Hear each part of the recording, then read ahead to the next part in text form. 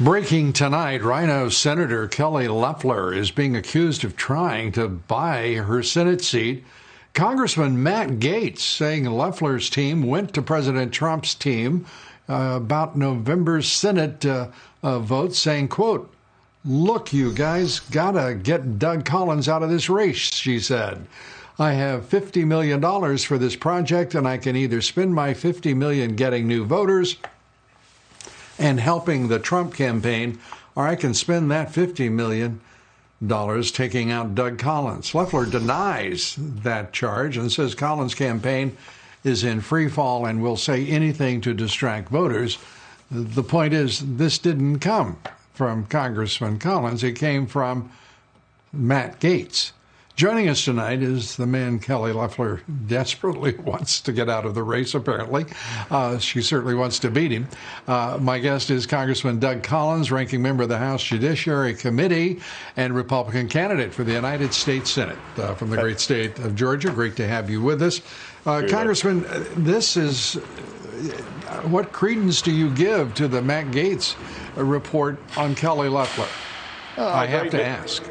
A great deal. I mean, Matt is speaking from what he viewed as experience and with something we had heard before. Look, this is the most expensive makeover going on in the history down in Georgia. A $40 million makeover of someone who was a moderate liberal last year, who then became an appointed senator and said, "Oh, by the way, you've got to be conservative." But I will just say this: it's interesting to me how they use the word project. Undoubtedly, this is an arts and crafts project for Kelly Loeffler in Georgia, but it's about real people. And I will tell you this: this president cannot be bought off. Doug Collins cannot be bought off. And more importantly, the people of Georgia. Georgia is not for sale. Kelly can't buy Georgia. She's going to lose because we have a better message, and she's not authentic. And what do the polls say right now? Polls are tight. The polls are good. Our numbers are showing us is doing exactly what we needed to do. We just have started our TVs. Everything's going well. And she's desperate. I mean, she's desperate that people are finding out who she really is. And that's the problem that she's having right now. So she's throwing as much money and throwing as much everything as she can to make people forget that she gave money to Planned Parenthood, that she actually worked with Michael Bloomberg on gun control, and to do the things that she's just trying to accuse me of. She's just trying to make people forget who she is. Well, she worked with who on gun control? Michael Bloomberg. Yes, that one, Lou. The one who wants to take our guns, the one who's buying votes down in Florida right now. She actually and her WNBA team worked together. That shows you how she is. That shows you where her heart is. And let's turn to a couple of issues, and that one is the House Speaker saying she's going to use all the arrows, or at least whichever arrow she wants in her so-called quiver, to stop this president from naming a U.S. justice to the Supreme Court.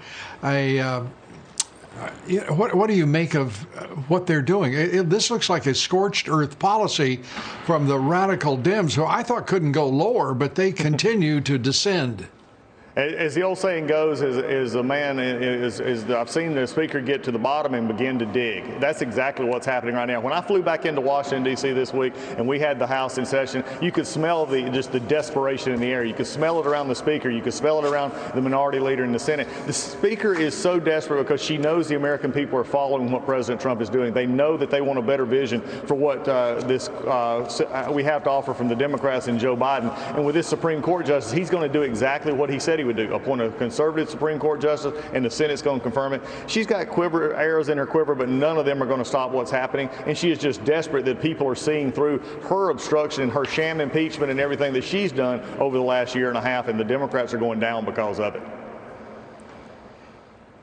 Very quickly, as we wrap up, Congressman, the reports today that John Durham is expanding the inquiry into the investigation of the Clinton Foundation.